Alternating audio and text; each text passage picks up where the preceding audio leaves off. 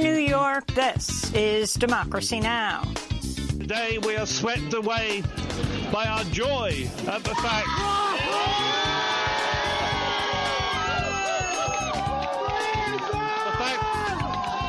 that Julian will shortly be with us. In a stunning decision, a British judge has blocked the extradition of WikiLeaks founder Julian Assange to the United States, saying he would not be safe in a U.S. prison due to his deteriorated mental state. Could Julian Assange soon be a free man for the first time in nearly a decade? Then, as Georgia prepares for two Senate runoff elections and Tuesday, President Trump's been recorded on tape threatening Georgia's Republican Secretary of State to overturn Joe Biden's victory in the state. So, look, all I want to do is this. I just want to find 11,780 votes, which is one more than we have, because we won the state. We'll go to Georgia for the latest. All that and more coming up. Welcome to Democracy Now!, democracynow.org, the Quarantine Report. I'm Amy Goodman. A British judge has blocked the extradition of WikiLeaks founder Julian Assange to the United States, where he could have faced up to 175 years in prison. In an extraordinary decision, Judge Vanessa Baraitser said Assange would not be safe in U.S. prisons due to the state of his mental health and the increased risk of suicide. Judge Baraitser said, quote, "I find the mental condition of Mr. Assange is such that it would be oppressive to extradite him to the United States of America." Supporters of Assange celebrated outside the London courthouse.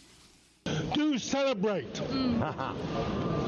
that the American prison system is so bad that even this judge wouldn't send Julian Assange into it.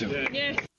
In 2019, Julian Assange was indicted in the United States on 17 counts of violating the Espionage Act related to the publication of classified documents exposing U.S. war crimes in Iraq, Afghanistan, and elsewhere. We'll have more on the story after headlines. President Trump repeatedly pressured Georgia's Republican Secretary of State Brad Raffensperger to change the results of the presidential election in Georgia during an hour-long phone call Saturday. And the Washington Post published audio of the stunning conversation in which Trump suggested Raffensperger announce officials recalculated votes. Raffensperger responded to Trump, quote, "The data you have is wrong." This is an excerpt of that phone call. I just want to find 11,780 votes, which is one more than we have, because we won the state. This is a faulty election result. And honestly, this should go very fast. You should meet tomorrow, because you have a big election coming up, and because of what you've done to the president, you know, the people of Georgia know that this was a scam. And because of what you've done to the president, a lot of people aren't going out to vote. President Trump tried to get Raffensperger to agree that thousands of ballots had been destroyed, threatening consequences if he did not support the baseless claim, a possible attempt at extortion. The audio was released just 2 days before the two Georgia runoff races Tuesday, which will determine control of the U.S. Senate. Over 3 million Georgia residents have already cast their ballots in a record turnout for runoff elections.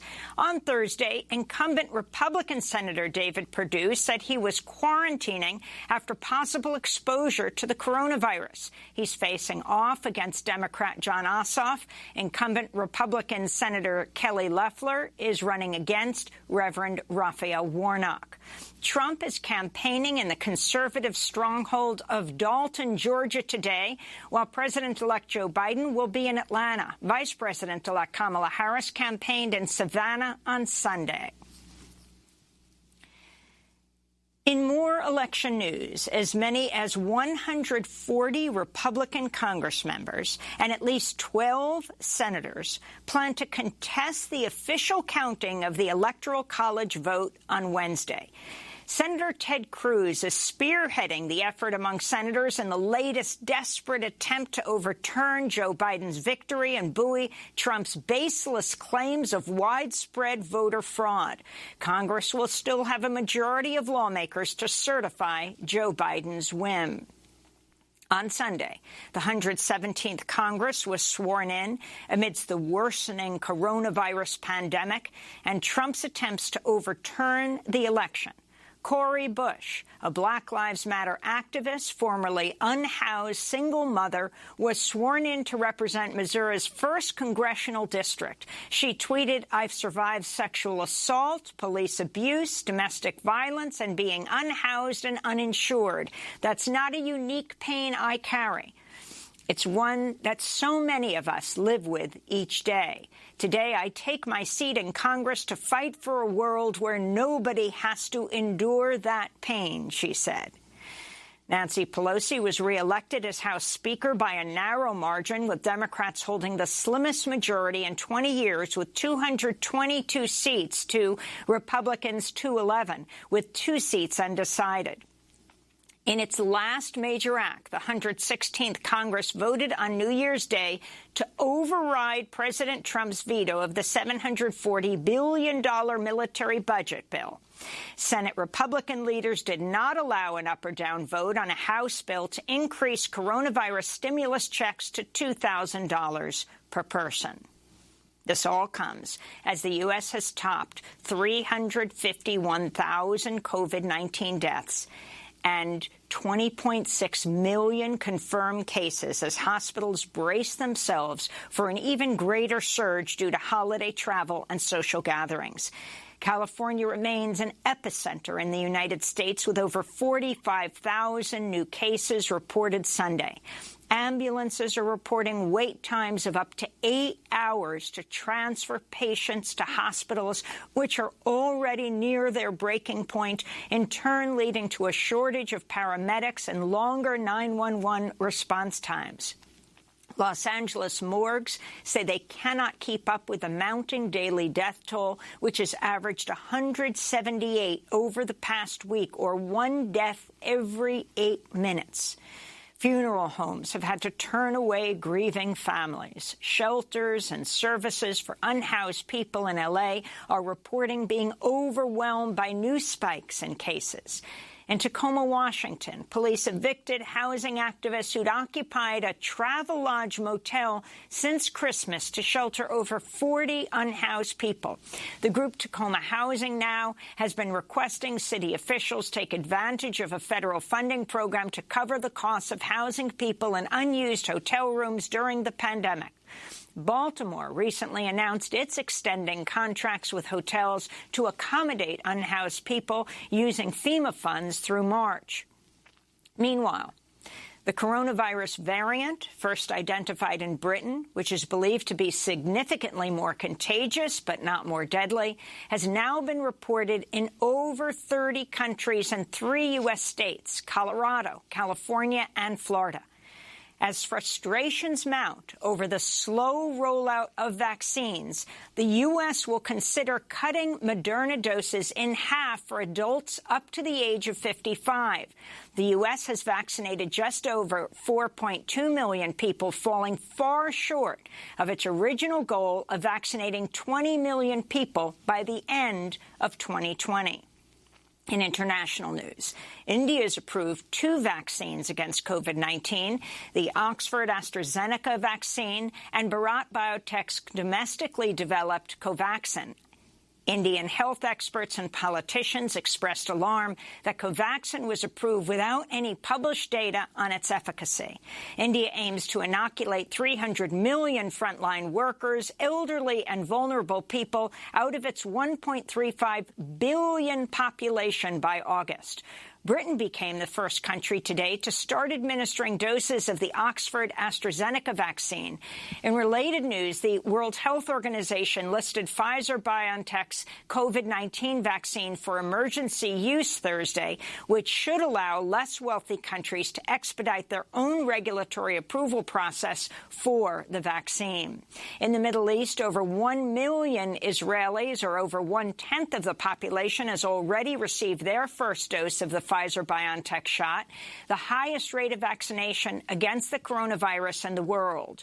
But human rights groups say Israeli authorities are excluding Palestinians in the occupied territories from the vaccine rollout, even as settlers in those regions receive the shots. Palestinian authorities say they plan to use COVAX, the UN's mechanism to ensure fair distribution of vaccines, to vaccinate some of its population. A deadly blast at the Aden airport in Yemen Wednesday killed at least 26 people and injured dozens. The attack came as a plane carrying members of a newly formed Saudi-backed cabinet was landing at the airport.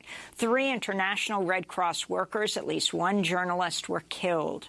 Yemeni officials blame Houthi rebels who denied they were responsible. Saudi air raids were launched in Houthi-controlled Sana'a following the blast. On Friday, an explosion in the port city of Hodeidah killed 5 women at a wedding hall. Government and Houthi forces both blamed the other side for the attack. In Afghanistan, Bismillah Adel Amak, a 28-year-old radio journalist from Ghor province, was shot dead in a car ambush on Friday. He's at least the 5th media professional to be killed in Afghanistan in under 2 months. No group has claimed responsibility for the killing. In a separate attack, civil society activist Abdi Jahid was also reported killed. Intra-Afghan peace talks are set to resume this week in Doha amidst an ongoing surge in violence.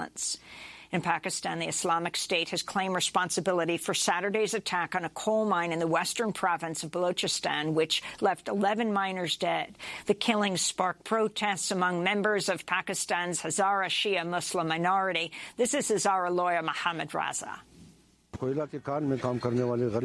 government has failed to control these terrorists. The Hazara community reserves the right to protest this, and federal and provincial governments both are responsible for this. In Iraq, thousands of protesters flooded Baghdad's Tahrir Square on Monday to mark the first anniversary of President Trump's assassination of Qasem Soleimani, the Iranian general killed in a U.S. drone strike near Baghdad International Airport. The protests came as Iranian leaders warned the Trump administration may be planning an attack before Joe Biden is sworn in on January 20th.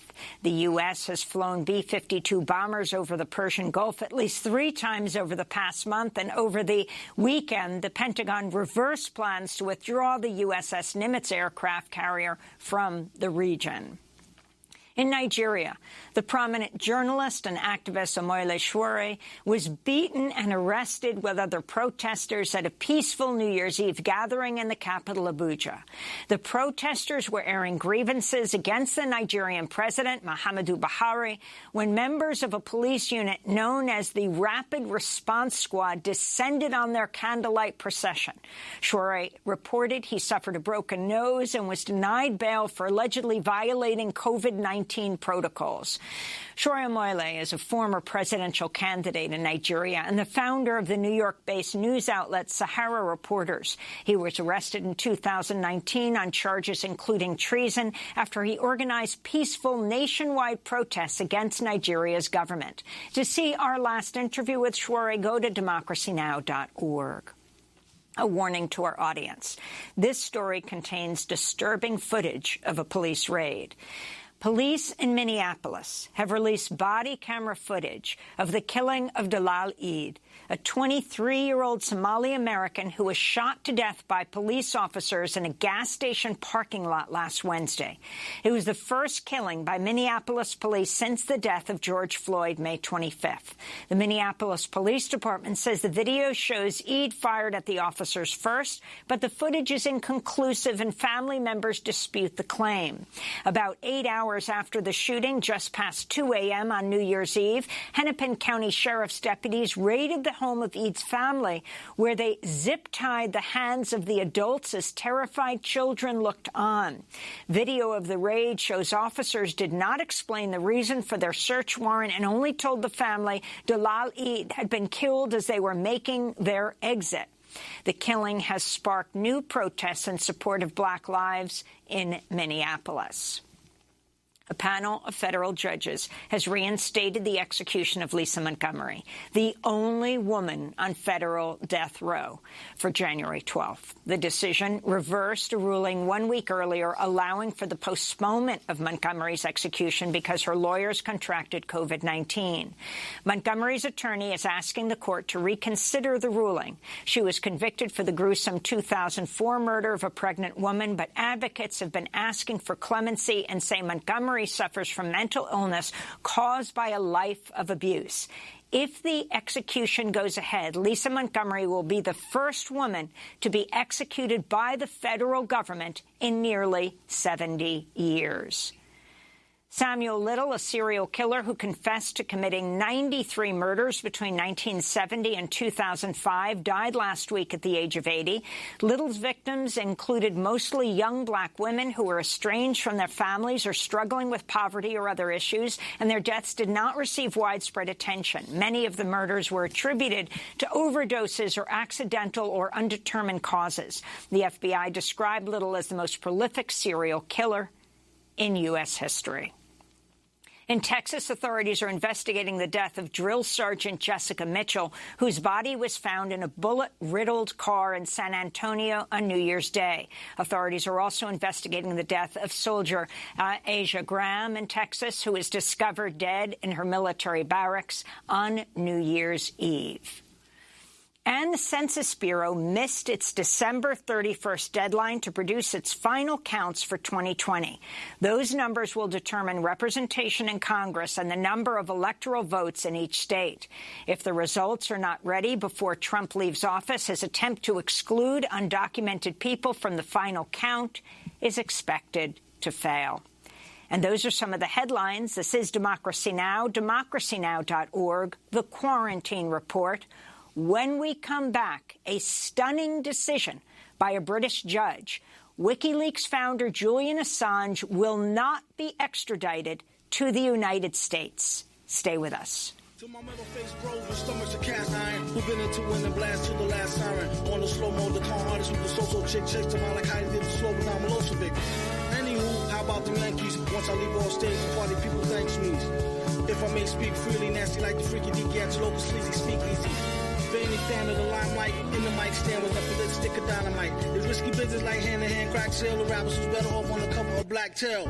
Jump into who's a fat, who's that, who cats, who do match, be like, tell me how you do's that, heck no. Especially those who cop please like Gecko. Let go to Mike, do techno. Ha-ha, the bets will bust out laughing at the bet. For no reason he get cussed out like Tourette. Yet tight flow to make her bad ass stutter, or even crack a smile from a mad fast cutter. But our wordplay since third grade age. Back when we used to play bang, open birdcage. Hip-hop, Benny Hill, sip Henny straight, get every penny weight, then he chill. At any rate, my metal face with tongue, all these eye ring. Do yourself, I will continue to do my thing like kung fu fighting. Everybody was biting. And the super villain strike again like lightning at the same spot. Now what's the chance of that? And a name drop like pick the name out the hat. That's a no job from the lava canava who vote player out the rap game like survival while I drop degrees like a nerd cat. With intense speech from way back and spin on your back and then freeze. While I play high ball, low ball to zero. So-called rhymers, gold call clear while I Hear Voices by MF Doom.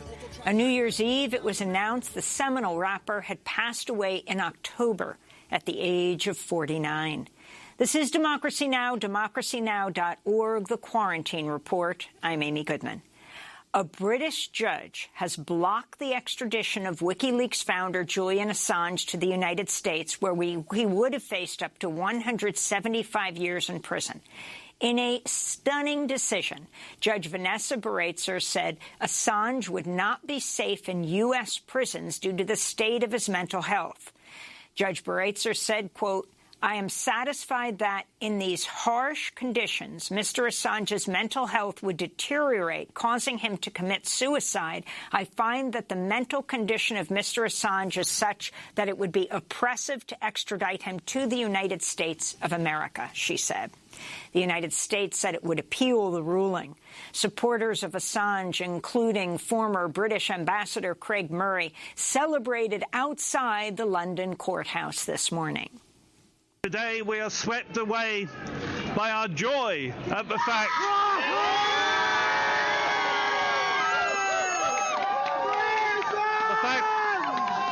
that Julian will shortly be with us.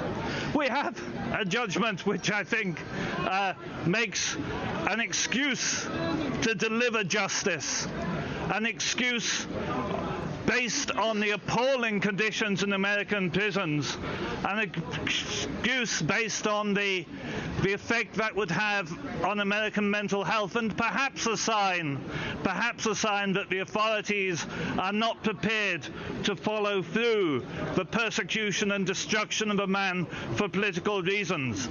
Julian Assange's partner, Stella Morris, also spoke shortly after the judge's ruling. I had hoped that today would be the day that Julian would come home. Today is not that day, but that day will come soon. Yeah. As long as Julian has to endure suffering in isolation as an unconvicted prisoner in Belmarsh prison, and as long as our children continue to be bereft of their father's love and affection, we cannot celebrate. We will celebrate the day he comes home. Today is a victory for Julian. Yes. Today's victory is the first step towards justice in this case. We are pleased that the court has recognized the seriousness and inhumanity of what he has endured and what he faces. But let's not forget, the indictment in the U.S. has not been dropped.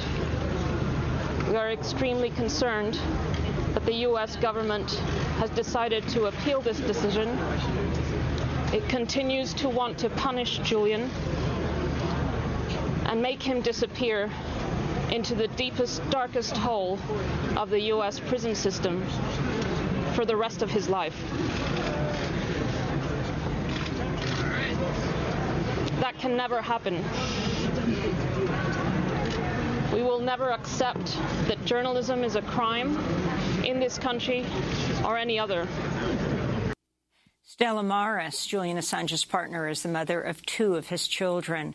In 2019, Julian Assange was indicted in the United States on 17 counts of violating the Espionage Act related to the publication of classified documents exposing U.S. war crimes in Iraq, Afghanistan, and elsewhere.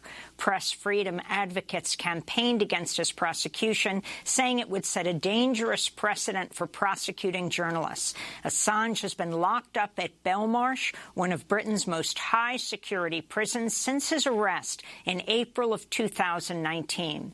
He'd spent the previous 7 years inside the Ecuadorian embassy, where he'd been granted political asylum. In a statement, Amnesty International said, quote, "We welcome the fact that Julian Assange will not be sent to the USA, but this does not absolve the UK from having engaged in this politically motivated process at the behest of the USA and putting media freedom and freedom of expression on trial," they said. We're joined by two guests. Joining us from Sydney, Australia, is Jennifer Robinson, human rights attorney who's been advising Julian Assange and WikiLeaks since 2010. And here in New York, Jamil Jaffer is with us, founding director of the Knight First Amendment Institute at Columbia University. Last year, he submitted expert testimony to Judge Baraitser in the Assange extradition proceeding. Jennifer, let's go to you first. In Australia, you're usually inside the courtroom. Can you respond to this stunning decision of the judge? Well, I attended remotely from Sydney, and it is a welcome decision in the sense that the judge recognised in her judgment that Julian should not be extradited to the United States, but on the narrow grounds that his extradition is oppressive, not for press freedom concerns, but because of the specific medical condition and his declining mental health and the specific prison conditions that he would face once returned to the United States, those being special administrative measures, which is effectively solitary confinement. This is still very concerning, and free speech groups should still be concerned. We will be looking more closely at the judgment in the coming days. But she agreed with the US prosecution in all other matters, including in respect of the free speech arguments that we had raised about the application of the First Amendment, the unprecedented nature of this case, and the fact that Julian wouldn't get a fair trial once returned to the United States. So while we are obviously pleased with the outcome, I'm delighted for his partner, and this has been a very long 10-year battle for us. The fact that she's now decided not to extradite him is a positive one. But I think for free speech groups, for journalists everywhere, this is not the end of the road. And it shows that this is still a terrible precedent. And the U.S. says they will appeal this. What does this mean? I mean, on the one hand, you have the possibility of him being freed this week, but could that appeal mean he remains in jail? We will be making a bail application on Wednesday morning. That was decided this morning. But of course, the US has 2 weeks to appeal. They've already indicated that they will appeal and have indicated that they will likely oppose any bail application. So the right and correct position is that now that we have won this first battle, that he ought to be released on remand pending any appeal outcome. If the US is granted permission to appeal, because they must apply for permission, this could be pushed off for several months, perhaps later in the year. And he's already spent, as I said, almost over a decade under some form of confinement, almost 2 years in a high-security prison because of this US extradition request. And it's really time that the United States puts an end to this. This is an extraordinary prosecution. It never should have been started in the first place. The Obama administration chose not to indict. This case needs to be put to a close, and Julian should be allowed to get on with his life.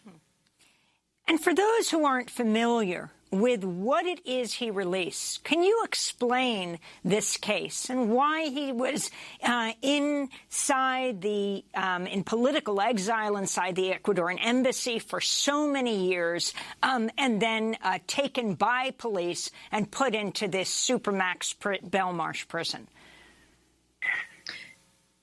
The indictment and the prosecution from the United States and this extradition case relates solely to publications back in 2010 and 2011. This included the publication of the Afghan war logs, the Iraq war logs, of course, the famous collateral murder video showing the murder of journalists in Iraq by US soldiers, and the US diplomatic cables.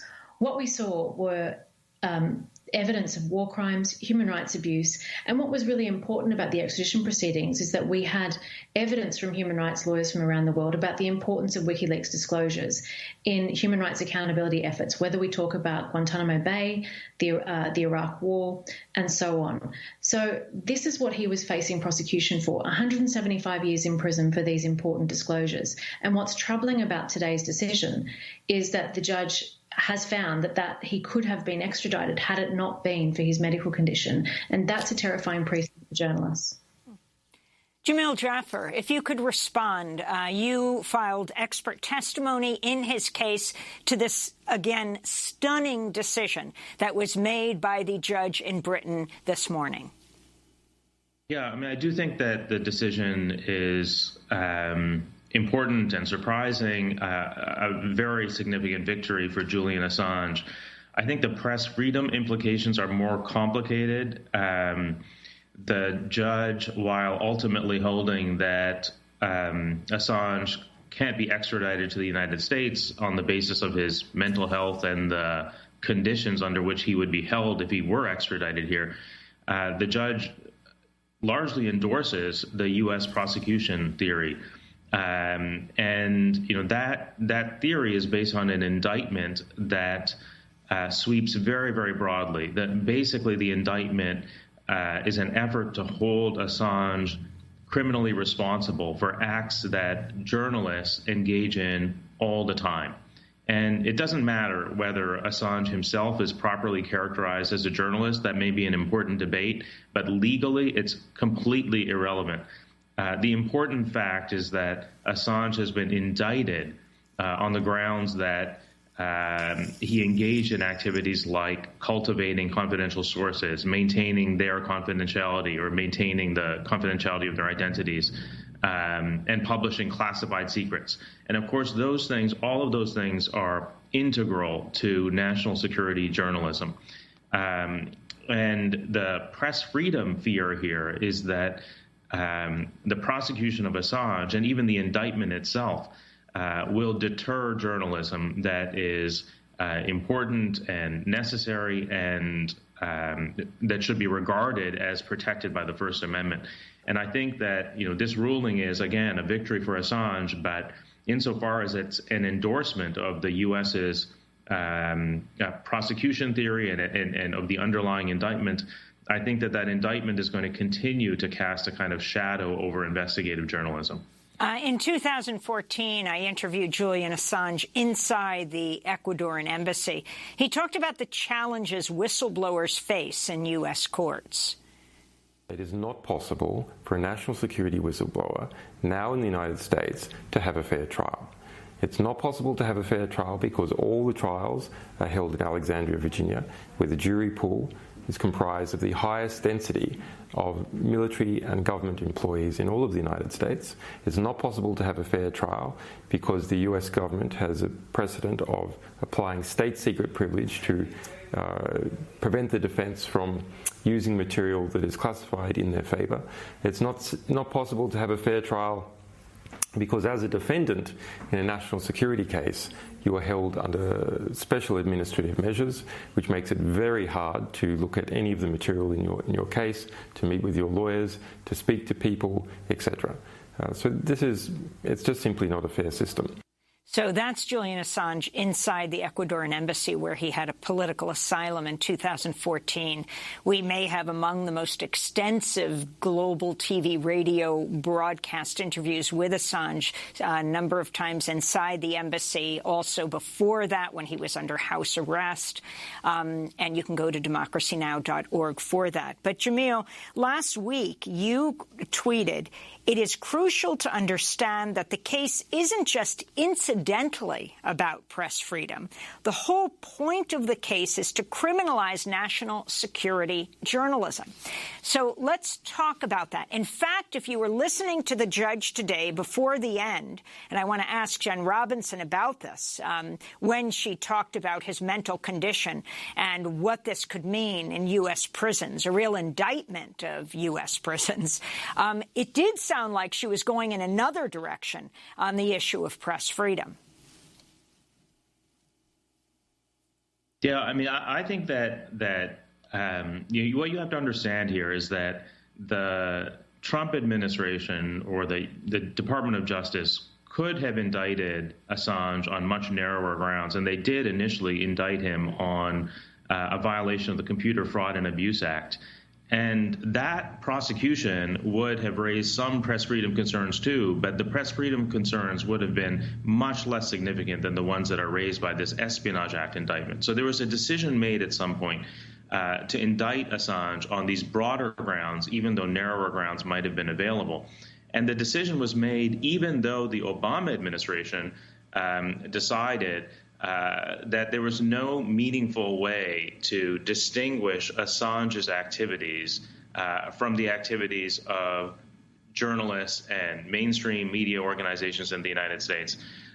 So there was a very deliberate decision to go after Assange with these very broad claims, even though these very broad charges, even though the Justice Department itself had concluded under President Obama that distinguishing Assange from journalists and mainstream news organizations was legally difficult, if not impossible.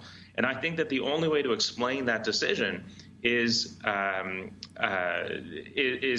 to understand that the whole point of the prosecution, the whole point of the indictment is to cast a shadow over investigative journalism and national security journalism in particular. The point of this prosecution is not so much to go after Assange, because they could have done that on narrower grounds. The point of the prosecution is to criminalize national security journalism. I understand that sounds extreme, but I really don't think that there's any other possible explanation for the decision to go after Assange in this particular way. The point is to get at the activities that journalists are engaged in all the time. Again, protecting confidential sources, communicating with them confidentially, cultivating sources, publishing classified secrets. These are the pillars of investigative journalism, of national security journalism in particular. And those things are the target of the indictment. Jen Robinson, were you able to see him at Belmarsh? We haven't been able to see Julian out at Belmarsh since the beginning of the year, since the COVID restrictions were implemented. I think it's really important to talk about the prison conditions he's faced in the United Kingdom so far because of this US extradition request. So we were not able to visit him in person since March, since the outbreak of COVID. He hasn't had social visits. It's made our ability to prepare for this case incredibly difficult. But the isolation that he has suffered already because of the prison conditions in the UK and because of the COVID pandemic, there's been an outbreak of COVID on his prison block in recent weeks, which has meant that he's effectively been 24/7 in his cell, not even allowed to leave in order to wash because of the risk of contracting COVID. And we are very concerned about what would happen to him given his ongoing medical conditions as a result of the many years in confinement, the complications that he will suffer as a result of that.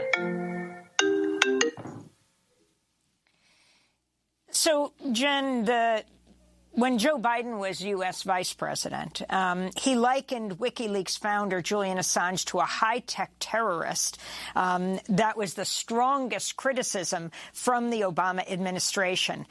Reading a piece from The Guardian, it says Biden claimed that by leaking diplomatic cables, Assange had put lives at risk and made it more difficult for the U.S. to conduct business around the world. Is it conceivable that President Trump would pardon Julian Assange, and would that matter at this point, given that he will not be sent to the United States? At least at this point, the U.S. has appealed. It is still conceivable that President Trump still has the power to pardon Julian Assange at this point. And of course, while this is an important decision, this decision protects Julian from extradition from the United Kingdom. The indictment and the prosecution still remains afoot. This is an extraordinary prosecution, and I agree with everything that Jamil's had to say about the impact in the United States with respect to First Amendment protections. But it's also concerning for journalists outside of the country, because let's not forget the impact of this ruling is that she would have extradited him had it not been for his particular concerns around his mental health. So this is actually still a very dangerous precedent, and one that the fact that we've won this first step doesn't mean that it's going to be the end of the road. There's still going to be an appeal. And I think all British journalists and journalists outside of the United States need to be looking at this decision as well, to see the fact that they could still potentially be extradited under this precedent, and that's dangerous. And Jamil Jaffer, I asked Jennifer Robinson to describe what it was that that Julian Assange had released. Among them, a video that he called collateral, that WikiLeaks called collateral damage, which exposed a U.S. Apache helicopter opening fire on a group of Iraqi residents in New Baghdad, an area of Baghdad. They opened fire from the Apache helicopter, having gotten approval from back at the forward operating base.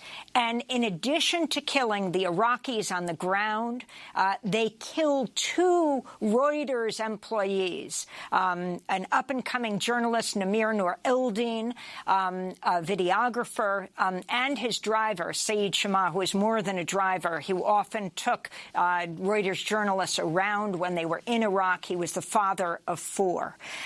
It was a horrifying image. Reuters had year after year demanded from the U.S. government if they had video, and it was that video that WikiLeaks released among, well, millions of other documents. But the significance of this, Jamil, and also how U.S. news organizations, like the New York Times, like the Washington Post, treated or backed or didn't back Julian Assange, though they certainly used the information he released. Mm-hmm. Well, I mean, there's no doubt that particular disclosure was hugely significant, and that's not the only disclosure that WikiLeaks has made that I think has, made sort of dramatic contributions to public understanding of government policy and national security policy in particular. But I think it's important to think not only about the disclosures that WikiLeaks has made, but rather the disclosures that other news organizations have made, over the past 20 years that would not have been possible or would have been criminalized if one accepts the theory that the U.S. government is asserting in this particular case. Because, if it were in fact the case that the publication of national security secrets was itself a violation of the Espionage Act and not constitutionally protected, which is the government's theory here, then virtually everything we know about the conduct of the so-called war on terror, we wouldn't know it. We wouldn't know about the CIA's secret prisons, but for disclosures of government insiders to the Washington Post, which the Washington Post then published in 2005. We wouldn't know about the warrantless wiretapping program, which the New York Times disclosed. We wouldn't know about the abuses of prisoners in Iraq and Afghanistan, which the New Yorker and 60 Minutes disclosed. Like, all of that stuff was based on disclosures by government insiders to media organizations, which then published classified secrets. And that is precisely the basis on which the government is prosecuting Assange. And I know that there are factual distinctions between the activities that Assange has engaged in, the activities that some New York Times journalists have engaged in. Those factual distinctions don't ultimately matter to the indictment. The indictment, at the end of the day, charges Assange with publishing classified facts.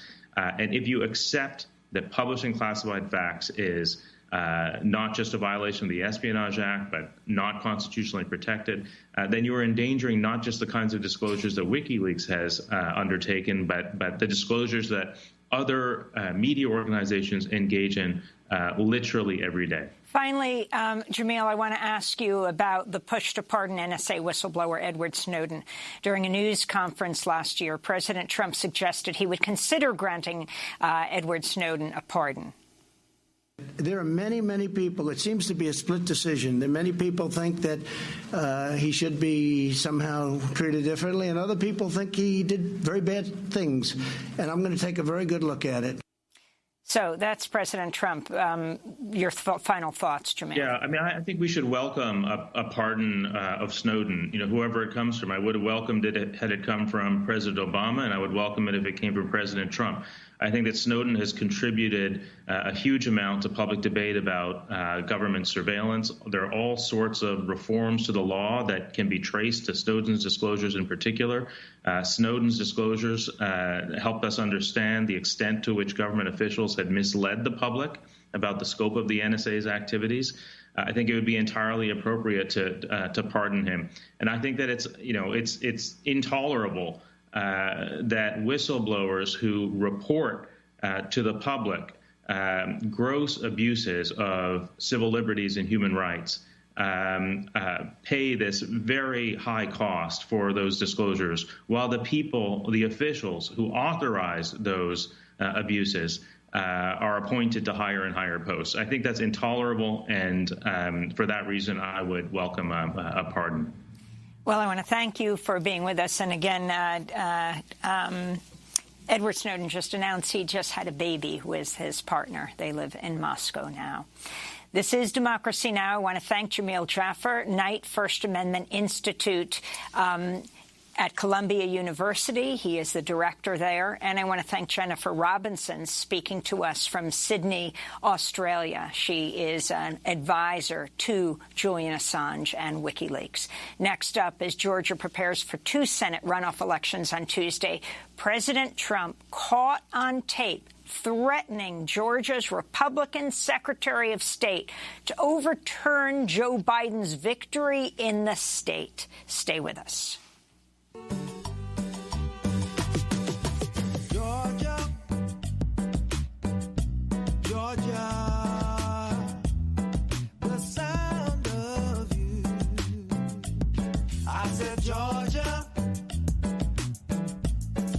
Georgia on my mind.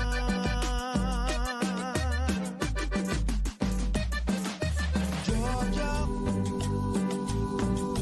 Georgia, the whole day. I said Georgia, Georgia on my mind. Georgia on my mind. Vámonos mi gente, vamos a gozar, vámonos mi raza, vamos a ganar, vámonos mi gente, vamos a gozar, vámonos mi raza, vamos a ganar.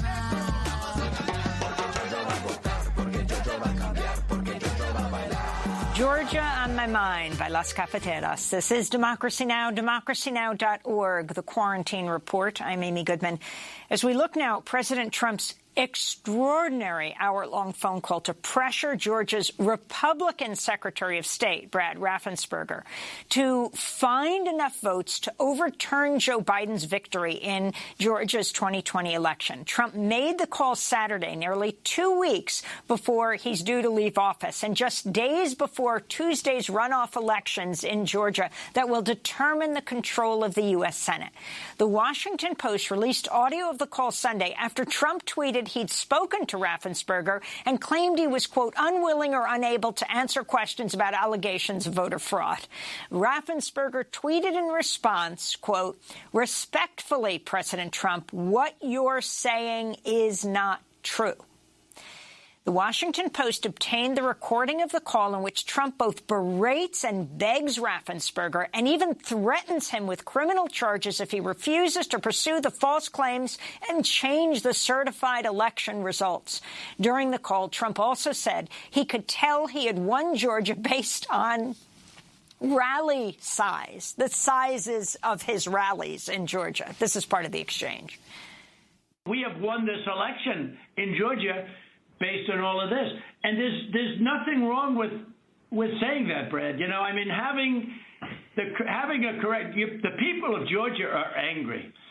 And these numbers are going to be repeated on Monday night, along with others that we're going to have by that time, which are much more substantial even. And the people of Georgia are angry. The people of the country are angry. And there's nothing wrong with saying that, you know, that you've recalculated. Well, Mr. President, the challenge that you have is the data you have is wrong. It's more illegal for you than it is for them because you know what they did and you're not reporting it. That's a criminal offense. And you know, you can't let that happen. That's a big risk to you and to Ryan, your lawyer. That's a big risk. I just want to find 11,780 votes, which is one more than we have, because we won the state. Mr. President, you have people that submit information, and we have our people that submit information, and then it comes before the court, and the court then has to make a determination. We have to stand by our numbers. We believe our numbers are right. Well, under law, you're not allowed to give faulty election results, okay? You're not allowed to do that, and that's what you've done. This is a faulty election result. And honestly, this should go very fast. You should meet tomorrow because you have a big election coming up, and because of what you've done to the president, you know, the people of Georgia know that this was a scam. And because of what you've done to the president, a lot of people aren't going out to vote. And a lot of Republicans are going to vote negative because they hate what you did to the president, okay? They hate it. And they're going to vote. And if you would be respected, really respected, if this thing could be straightened out before the election. You have a big election coming up on Tuesday. So that's President Trump berating, begging, threatening the Republican Secretary of State of Georgia, Brad Raffensperger. Legal experts say Trump's call to Raffensperger appears to violate state and federal laws, with former Obama administration Solicitor General Neil Katyal telling the Washington Post it, quote, demonstrates an impeachable, perhaps criminal offense. Trump plans to address Georgia voters this evening at a rally in the conservative stronghold of Dalton, represented by the newly elected QAnon-supporting Congresswoman Marjorie Taylor Greene. Senator Perdue is in quarantine and campaigning virtually after he said he was exposed to a staffer who tested positive for COVID. Meanwhile, President-elect Biden will campaign in Atlanta. Vice President-elect Kamala Harris hit the campaign trail in Savannah over the weekend to support Democratic Senate candidates Reverend Raphael Warnock, pastor of Ebenezer Baptist Church in Atlanta, where Dr. King grew up and preached, and John Ossoff. This is Ossoff responding to Trump's phone call during a speech to supporters. At this moment, when the President of the United States calls up Georgia's election officials and tries to intimidate them to change the result of the election, to disenfranchise Georgia voters, to disenfranchise black voters in Georgia who delivered this state for Joe Biden and Kamala Harris.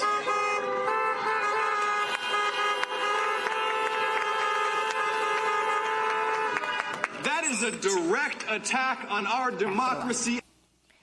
For more, we go to Atlanta, where we're joined by Insee Ufat, the CEO of New Georgia Project and New Georgia Project Action Fund, organizations that have played a key role in mobilizing voters for the 2020 election and now for Tuesday's runoff election. Over 3 million Georgia residents have already cast their ballots in a record turnout for runoff elections. Insee, welcome to Democracy Now! Can you first respond to this just astounding audio tape of the president threatening, beseeching, berating the Republican Secretary of State of Georgia? It's astounding, Amy, and good morning. It's unfortunate, though, that this appears to be a continuation of the sort of treatment that our Secretary of State and our governor have been on the receiving end of since the November elections were called. I remember sort of experiencing a lot of pressure to congratulate him and to praise him for sort of refusing the president's attempts and, quite frankly, refusing the National Republican Party's attempts to engage in a criminal conspiracy to steal the elections. I don't pretend to be a constitutional scholar, but I don't know how this is unconstitutional. This has to be criminal. I mean, you clearly are not a fan of Brian Kemp, who beat Stacey Abrams, one of your colleagues, in the Get Out the Vote campaign that has just been astounding throughout Georgia, a model for the country, or the Republican Secretary of State. You've had problems with issues of voter suppression.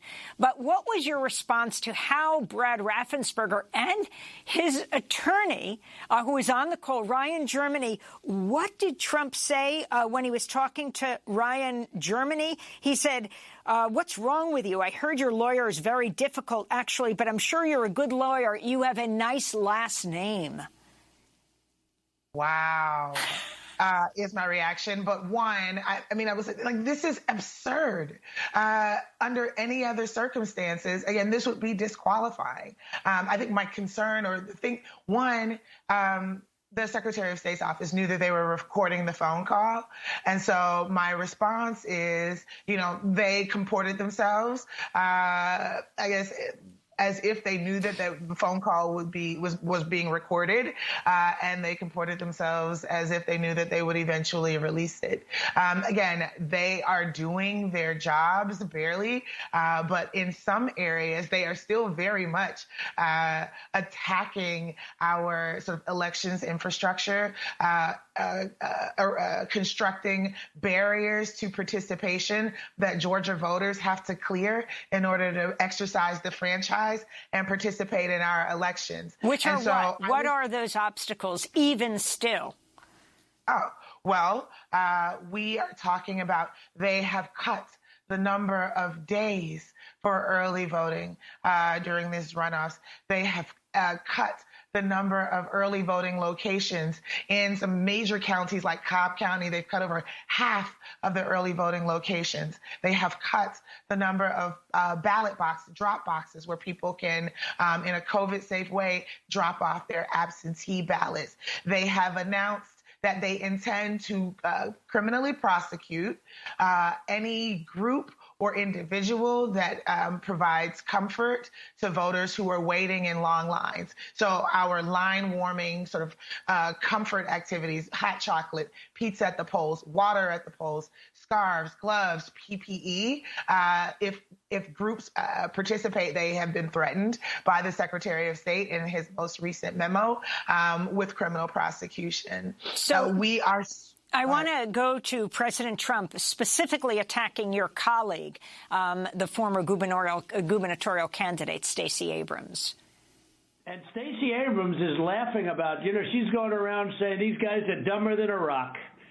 What she's done to this party is unbelievable, I tell you. And I only ran against her once, and that was with a guy named Brian Kemp, and I beat her. And if I didn't run, Brian wouldn't have had even a shot, either in the general or in the primary. He was dead as a doornail. He never thought he had a shot at either one of them. What a schmuck I was. So there is Trump doing what he feels so comfortable doing, attacking a powerful woman of color. But talk about what Stacey Abrams, what all of these voter groups have done right now. Tomorrow is the election, even though millions have already voted in Seufat. What do you see as the hope for tomorrow? The hope for tomorrow is that Georgians will block out misinformation, disinformation, and show up at the polls in overwhelming numbers so that we can neutralize all these voter suppression tactics that we see playing out in the state, that we can be reasonably assured that the will of the people is reflected in the results of our elections. And as for Leader Abrams, I think that her intervention she's the architect of an ecosystem, right? So that has exposed many of the deficiencies in Georgia's sort of elections and democracy infrastructure, and has helped start and launch organizations and has invested in leaders that has helped us register almost 1 million Georgians of color in all 159 of Georgia's counties. We have historic levels of turnout. I remember in the aftermath of the November general election, there was so much hand-wringing about the structural advantage that the Republicans have in a runoff election because their base is older and wider. And don't you know that historic turnout, is 30%, 40%. So we shouldn't even bother. Quite frankly, that this will be the most expensive Senate races, the most expensive congressional races in the history of American politics. And the enemies of progress have always had more money, but what we have is people power. And we've seen that during the early voting period with over 3 million Georgians voting already, over 1 million of them being Black Georgians. We've seen historic youth participation, historic youth turnout. And I think that we will see elevated turnout again on tomorrow. What did your helping to prep your mom, you moved from Nigeria to Georgia, for her citizenship test, teach you about citizenship as we wrap up, Inse? Okay. Well, my mother and I became citizens together. And so while she worked a second job to hire an immigration attorney, it was my responsibility to make sure that we passed the citizenship exam. And so what it has taught me is, one, that a government of, for, and by the people is an aspiration, and it's something that we have to fight for every day, and it's something that we have to work for. I pledged an allegiance to this country, to the Constitution. I pledged to defend it against all enemies, foreign and domestic. And we are witnessing a domestic attack on our country, on our Constitution, on our way of life. And I encourage all Georgians and all the people under the sound of my voice to join us in not only electing champions, people who will co-govern 3 with seconds. the people. Yes. And so go out and vote tomorrow. Insay Ufat, I want to thank you for being with us, CEO of the New Georgia Project and New Georgia Project Action Fund. I'm Amy Goodman. Thanks for joining us.